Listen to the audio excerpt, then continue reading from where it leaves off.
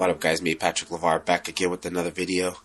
In this video I was testing out the same settings I used in the night video. I brought them over to the day video. And same color profile, same gamma. Really happy with the way it came out. Again, I'm using the Anamorphic lens.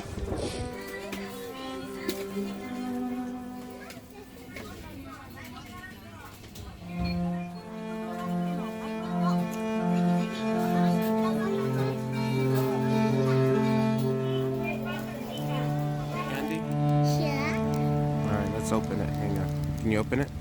I show you at the top. Can you open it? Oh. Yeah, it's a grapevine. Wow, look like it's upside down. It goes like this.